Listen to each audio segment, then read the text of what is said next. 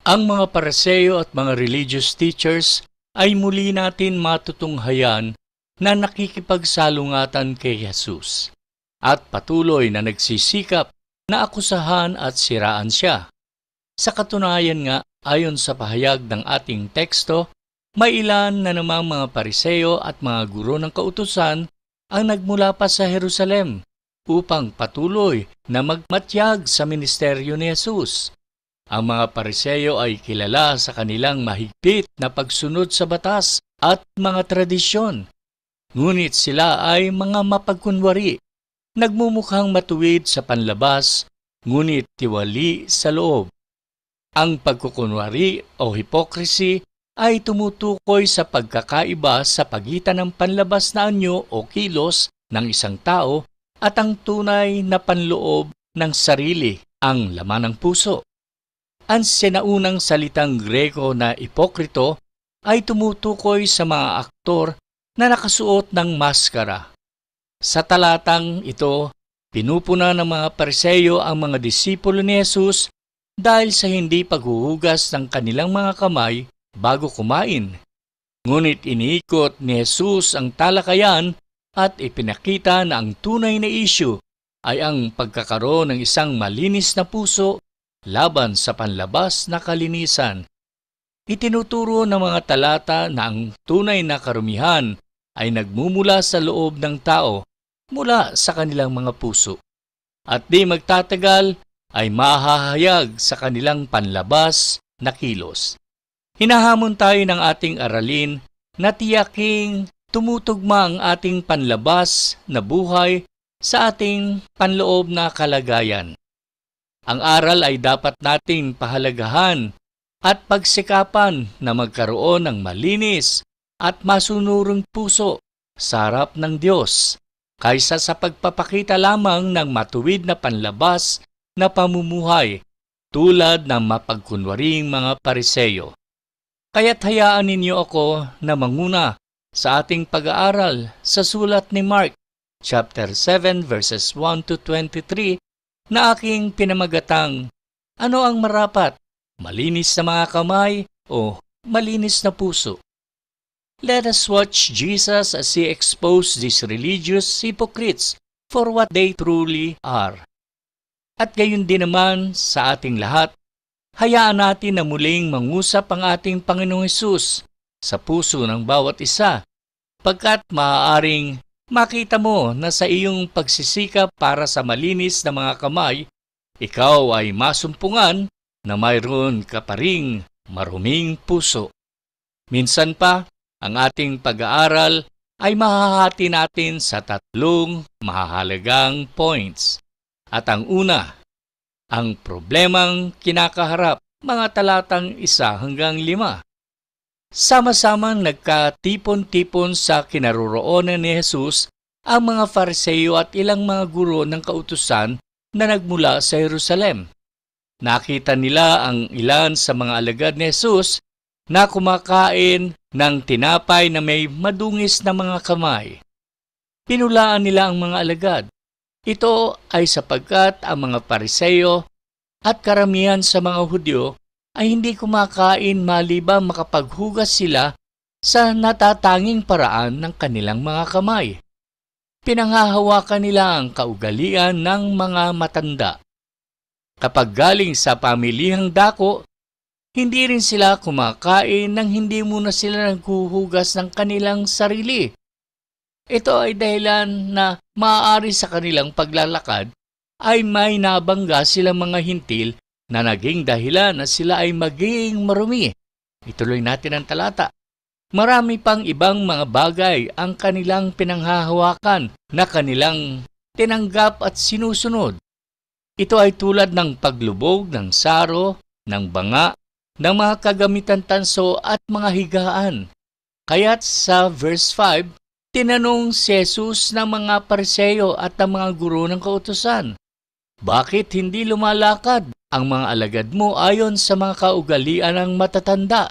Subalit kumakain sila ng tinapay na hindi naghuhugas at natatanging paraan ng kanilang mga kamay. Pinuna ng mga Pariseo at ng mga guro ng kautusan ang mga disipulo ni Jesus dahil sa hindi paghuhugas ng kanilang mga kamay bago kumain, ayon sa mga tradisyon ng paglilinis na ritual ng mga Hudyo. Ang ritual na paghuhugas ng kamay ng mga Hudyo ay walang kinalaman sa aktwal na paglilinis ng maruming kamay for hygienic purposes. Ang tradisyong ito ng paghuhugas ng kamay bago kumain ay hindi ipinag-utos ng Diyos. Ito ay mga tradisyon ng matatanda, mga karagdagan tuntunin at paghihigpit na idinagdag ng mga pinunong Hudyo na kung ano ang nasa batas. Ang layunin ng mga karagdagang turong ito na kanilang dinagdag ay magsilbi bilang isang bakod sa paligid ng batas upang matulungan ang mga tao na hindi labagin ang mga batas na tagubilin ni Moises. Gayunpaman, ang idinagdag ng mga alituntunin ng mga tagapagpaliwanag ng batas, kinalaunan ay naging kanilang mga walang kabuluhang tradisyon. Ito ay naging pabigat sa mga Israelita na sundin, tulad ng batas na bawal tumingin sa salamin sa araw ng Sabat. Dahil kung tumingin ka sa salamin at nakita mo ang isang uban, maaari kang matuksong bunutin ito at sa ganon ay maging dahilan ng paglabag na huwag gagawa sa araw ng Sabat. At napakarami pang katawa-tawa o unreasonable rules ang idinagdag ng mga religious teachers of the law na kanilang nakaugaliang sundin. Ang problema ay ang mga tradisyong ito ng mga tao ay itinuring na katumbas at kasing halaga sa aktwal na mga utos ng Diyos. Pinatutunayan ng mga talata na lubos na pinahahalagahan ng mga Pariseo at ng mga guro ng batas ang kanilang mga ceremonial law on cleanliness kaysa sa tunay na kondisyon ng puso na siyang tinitingnan ng Diyos. Sa ating panahon, kasama pa rin natin ngayon ang mga Pariseo. Maraming mga religious leaders na uutusan ng kanilang mga members na mamuhay ayon sa kanilang mga alituntunin. Gusto nilang sabihin sa iyo kung paano ka magbibihis, kung saan maaari kang pumunta at di magpunta, kung ano ang maaari mong gawin sa araw ng Panginoon. Hindi ka maaaring magsuot ng alahas dahil ito ay makamundong bagay. Ang mga kababaihan ay di maaaring pumunta sa beach at maligo na naka-bathing suit o short at sando pagkat ito ay mahalay. So kung nais na mga kababaihang maligo sa beach, kailangan naka-long sleeve sila at long pants. Pati haba o ikli ng buhok kanilang pakikialaman. Napansin niyo ba ang isang kilalang kulto na pinamumunuan ni Wilde Almeida na ang lahat ng mga babae mahaba ang mga buhok at dapat sa araw ng pagsamba, lahat sila ay nakadamit ng puti, mababae man o lalaki man. Pati pagkain mo ay kanila ding sasabihin sa iyo ang pwede at hindi pwede mong makain. Ang tanging makapagsasabi lang na bawal na pagkain sa iyo ay walang iba kundi ang doktor mo. At ito ay batay sa resulta ng iyong blood test. Tunay na maging sa ating panahon ay marami pa ring dala-dala na turo ang mga Pariseo. Ang problema ay ang mga ito ay mga tuntunin ng tao at hindi mula sa Diyos. Kapag sinabi tuwiran ang salita ng Diyos na mali, mali ito nang walang pag-aalinlangan. Kapag ang Biblia ay tahimik sa isang issue, mayroon kang kalayaan sa Panginoon. Ngunit kailangan mong pag-ingatan ang kalayaang bigay ng Panginoon. Ang nais ng Diyos ay ating timbangin ang bawat pagdidesisyon na ating gagawin ayon sa mga sumusunod na guidelines na bigay ng salita ng Diyos. Una, sa 1 Corinthians 6:12, para sa akin, ang lahat ng bagay ay ayon sa kautusan. Ngunit hindi lahat ay kapaki-pakinabang. Ang lahat ng bagay ay maaari kong gawin, ngunit hindi ako magpapasakop sa kapamahalaan sa mga bagay na ito. Malaya tayong gumawa ng maraming bagay na hindi ipinagbabawal ng batas ng Diyos, pagkat mayroon tayong kalayaan kay Kristo.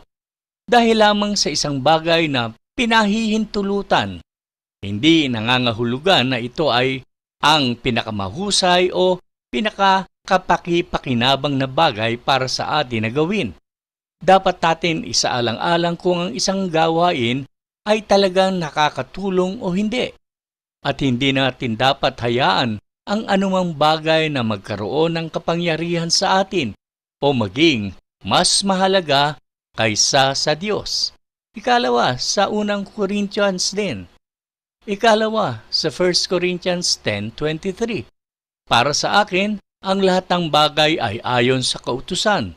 Subalit hindi lahat ng mga bagay ay kapaki-pakinabang. Para sa akin, ang lahat ng mga bagay ay ayon sa batas, ngunit hindi lahat ng bagay ay nakakapagpatibay. Dapat natin tanungin o isaalang-alang kung ang isang gawain ay magpapatibay sa ating pananampalataya. Pangatlo, 1 Thessalonians 5:22. Iwasan ninyo ang lahat ng anyo ng kasamaan.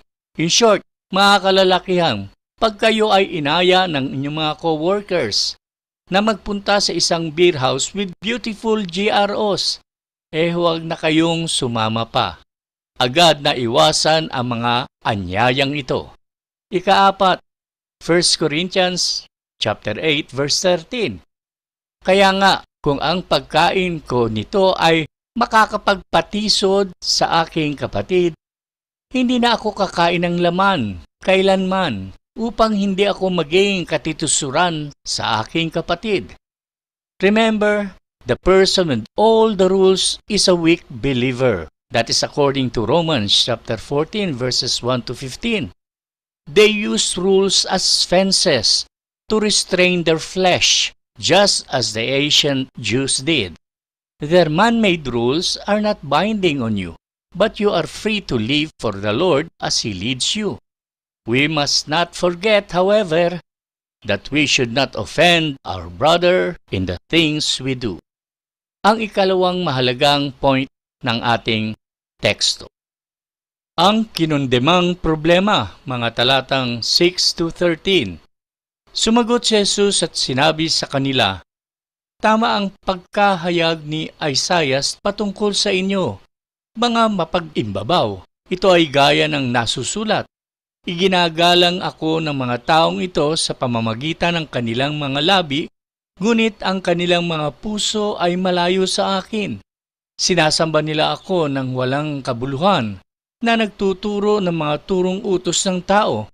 Ito ay sapagkat iniwan ninyo ang utos ng Diyos at inyong pinanghawakan ang mga kaugalian ng mga tao tulad ng paglubog sa natatanging paraan ng mga banga at mga saro. Marami pang ganitong mga bagay ang inyong ginagawa. Sinabi pa niya sa kanila, napakahusay ninyong magpabawalang bisa sa utos ng Diyos upang masunod ninyo ang inyong mga kaugalian. Sinabi nga ni Moises, igalang mo ang inyong ama at ina. Sinabi rin niya, ang magsalita ng masama sa kanyang ama o ina ay dapat siyang mamatay. Subalit sinasabi niyo, kapag ang isang tao ay magsabi sa kanyang ama at ina, ang aking kaloob na salapi na kapaki-pakinabang sa inyo ay korban. Ang ibig sabihin nito ay inihandog sa Diyos. Sa gayong paraan ay pinahihintulutan ninyo siya na hindi na siya gumawa ng anumang bagay para sa kanyang ama at ina. Winawalang kabuluhan ninyo ang salita ng Diyos sa pamamagitan ng inyong kaugalian na inyong ibinigay. Marami pang bagay na tulad nito ang ginagawa ninyo. Sinasabi sa mga talatang ating binasa na ang mga Pariseo ay nagalit kay Jesus dahil ang kanyang mga disipulo ay hindi nagsasagawa ng mga ritual na paghuhugas ng mga Hudyo. Sa mga talatang ito, inihayag ni Jesus ang pagpapaimbabaw ng kanilang mga puso. Sa verses 6 to 9 ay kinondena ni Jesus ang kanilang pagiging legalismo. Inaakusahan niya ang mga lalaking ito bilang mga mapagkunwari. Binanggit ni Jesus ang sulat ni Propeta Isaias sa Isaiah 29:13. Sinabi ng Panginoon Ang mga taong ito ay nagpupuri at nagpaparangal sa akin sa pamamagitan ng kanilang bibig, pero ang puso nila ay malayo sa akin. Inakusahan sila ni Jesus na ang kanilang pagsamba sa Diyos ay nababatay lamang sa tuntunin ng tao at di ayon sa kalooban ng Diyos. At kanilang ipinapantay ang kanilang mga tradisyon sa salita ng Diyos.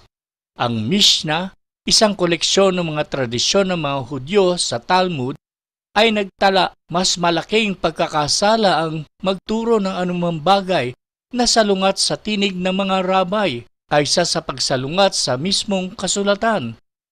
Sa verse 8, sinabi pa ni Jesus na kanilang iniwan ang mga utos ng Diyos at pinanghawakan ang mga kaugalian ng mga tao.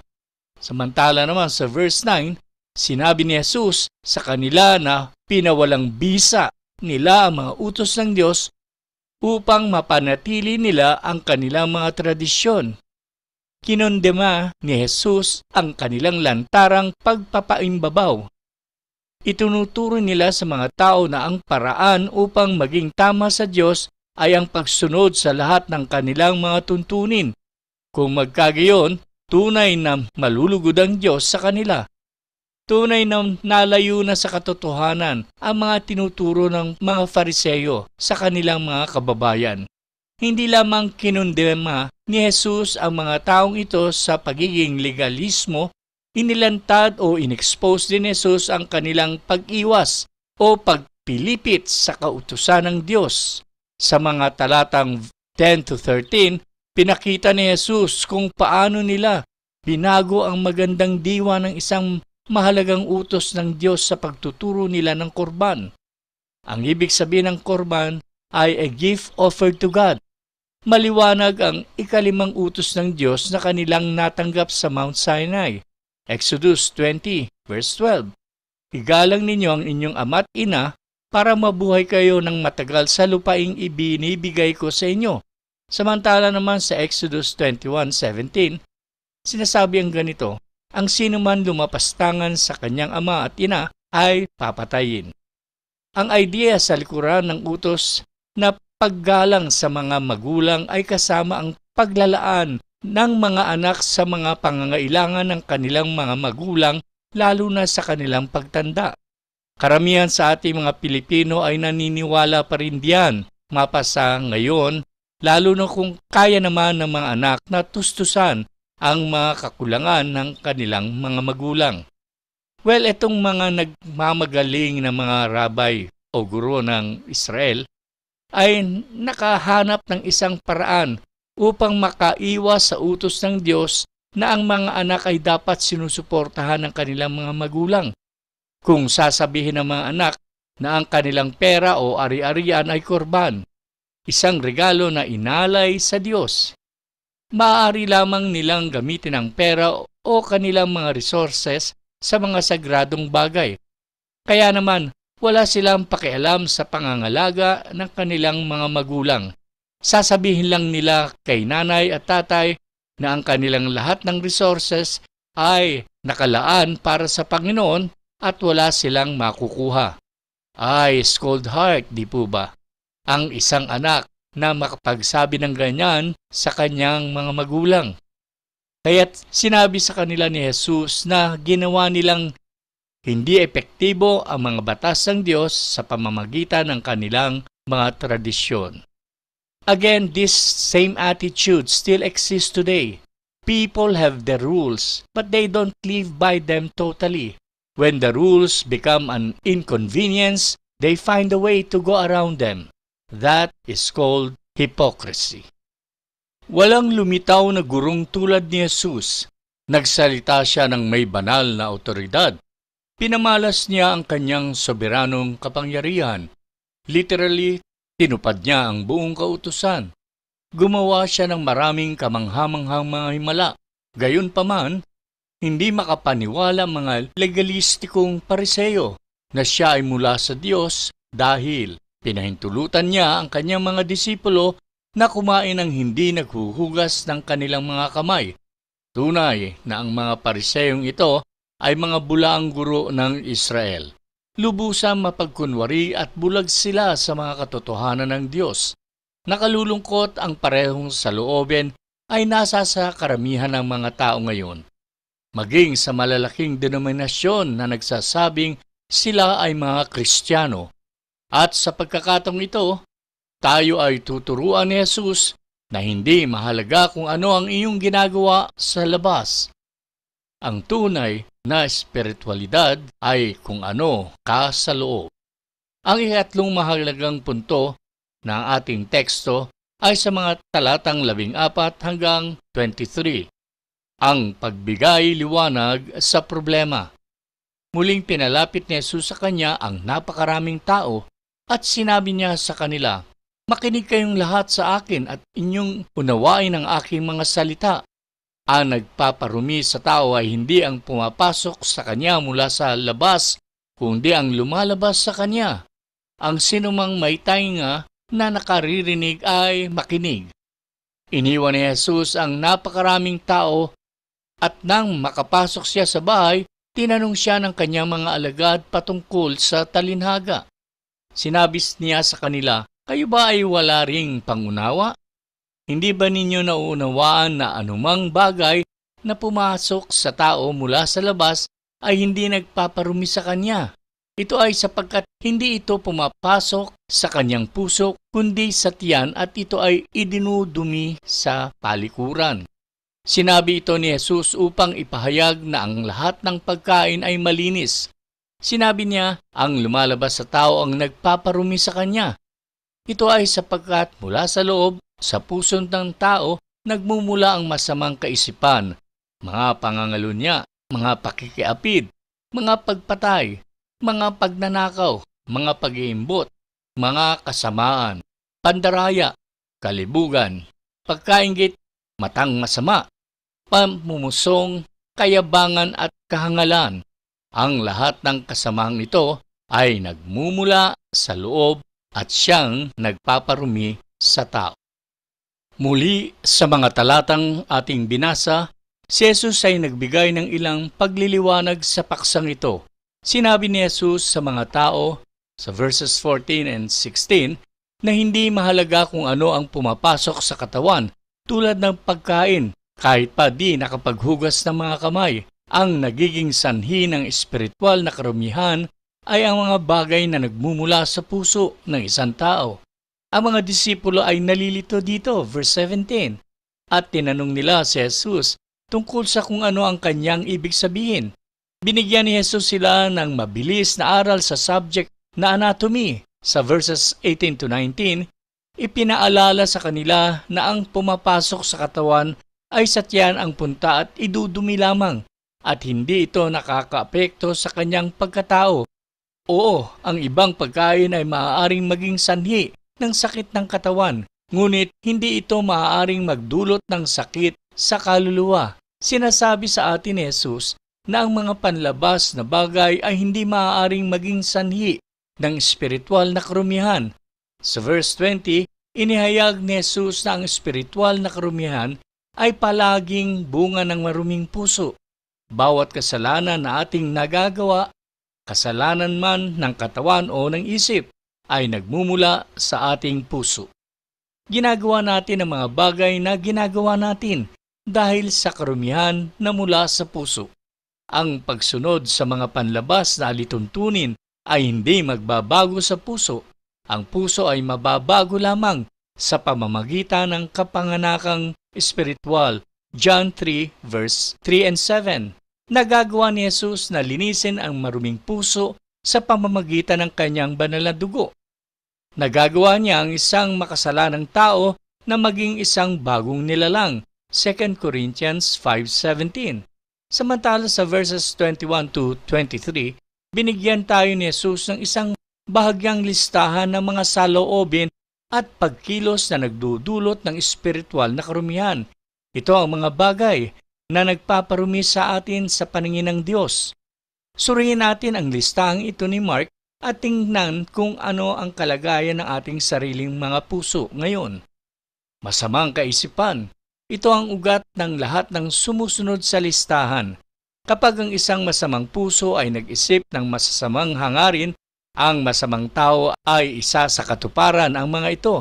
Pangangalunya, ang pinagbabawal na sexual na aktibidad ng mga taong may asawa, pakikiapid o fornication, mula sa Grekong salita na porneia, at ito ay tumutukoy sa anumang ipinagbabawal na sexual na aktibidad ng mga singles. Pagpatay o murder, ang sadyang pagkitil ng buhay ng iba. By the way, you are guilty of murder if you have hatred in your heart toward another person. 1 John 3:15. Pagnanakaw, ang pagkuha ng pag-aari ng iba para sa iyong sariling paggamit. Malawak ang sakop nito, kahit na ang di pagkakalob ng inyong tithe para sa gawain ng Diyos ay pagnanakaw din, ayon sa Malakay chapter 3 verses 8 to 9. Pag-iimbot, covetousness, isang walang kabusugan na pananabik para sa pag-aari ng iba. Kasamaan, ang salitang ito ay nangangahulugang malisya, at ito ay tumutukoy sa lahat ng mga paraan ng masamang pag-iisip na nakikita sa buhay ng isang tao. Ito ay sinasadyang mga gawa ng kahalayan. Pandaraya, ang salitang ito ay tumutukoy sa mga tusong maniobra na idinisenyo upang matrap ang isang tao para sa personal na kalamangan ng isa. Ito ay ang idea ng isang tao na nagsisikap na magtrabaho ng palihim sa ikalulugi ng ibang tao. Kalibugan, lasciviousness. Ang salitang ito ay tumutukoy sa walang pigil, walang kahihiyang pag-uugali. Ito ay isang saloobin na nagsasabing, gagawin ko ang gusto ko at wala akong pakialam kung anong iniisip ng sinumang tungkol dito. Pagkainggit at matang masama. Ito ay isang Hebreyong ekspresyon na nagsasalita ng inggit at paninibugho. Tinitingnan nito ang mga pagpapala ng iba at ninanais ang mga ito para sa sarili. Nagkakaroon ng masamang saloobin at pagkainggit kapag ang iba ay umuunlad. Pamumusong, nakapipinsala o paninirang puri ng mga pananalita na nakadirekta sa Diyos o sa tao. Ang tsismis ay nabibilang sa masamang gawain ito. Kayabangan, ang mapagmataas o pagtataas ng sarili. Ito ang saloobin na nagsasabing, tingnan mo ako, tingnan mo kung ano ang nagawa ko. Walang magaling o kasing dakila ko. Ito ay isang pagmamataas na saloobin na kabaliktaran ng pagpapakumbaba. Kahangalan, ang salitang ito ay tumutukoy sa mga taong insensitive sa moral at spiritual na bagay. Hindi nila nakikita ang kanilang mga kasalanan. Ang mga hangal na tao ay hindi kinikilala ang Diyos at walang pagnanais na makilala siya. Even if the outside is right, these things will defy you when they reside in your heart.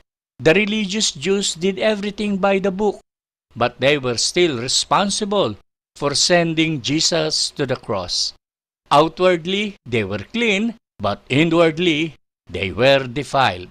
Sa ating pagtatapos, minsan may isang Sunday school teacher ng isang local church ay nagtuturo sa mga batang lalaki. Gusto niyang tulungan ng mga bata na maunawaan kung ano ang pagiging isang Kristiyano.